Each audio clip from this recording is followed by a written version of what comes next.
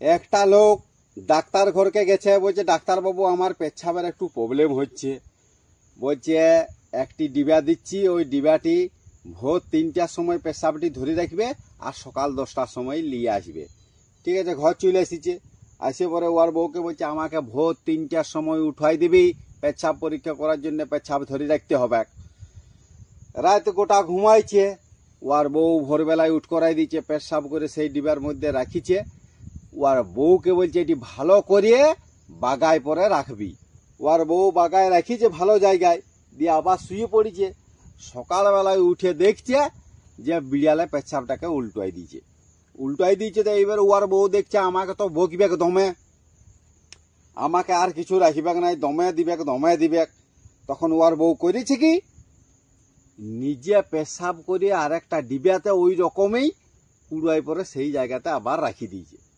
রাখি দেওয়ার পরে সকালবেলায় ওই লোকটি উঠে পড়ে ডিবাটি দলিয়ে পরে সোজা ডাক্তারবাবুর কাছে চলে গেছে।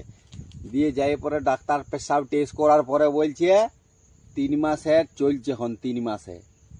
বলছে তার মানে? বলছে 3 মাসের ডেলিভারি, প্রেগনেন্ট, 3 মাসের প্রেগনেন্ট। বলছে ঠিক আছে স্যার, ঠিক আছে। লোকটা কোন রকমে দুঃখ করে কান্দিয়ে রান্দিয়ে ঘরকে আসিছে।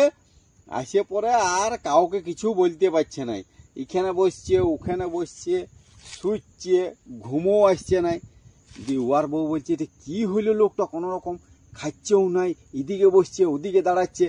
বলছে হ্যাঁ গো তোমার কি হইলো, তুমি কিছু বলো, পেশাব পরীক্ষা করা এলে তখন থেকে তোমাকে এইরকম দেখছি, উল্টা পাল্টা তুমি করছো। বলছে আর কি বলবো গো, আর বলার কিছু নাই, আমার 3 মাস চলছে, 3 মাসের ডেলিভারি, আমি লোককে মুখ দেখাবো কি করে, আমার কেমন করে এরকম হইল। ওর বউ বলছে তো পাগল হয়ে যাবে শেষ পর্যন্ত যদি ব্যাপারটা না বলে দিই। দিয়ে বলছে শুনো, ওই যে পেশাবের ডিবাটা আমাকে রাখতে দিয়েছিল নাই, আমি ভালো করেই রেখেছিলাম, কিন্তু বিড়ালে উল্টাই দিয়েছিল, দিয়ে আমি ওইটাতে পেছাব করে সেই জায়গাতে আবার রেখে দিয়েছিলাম।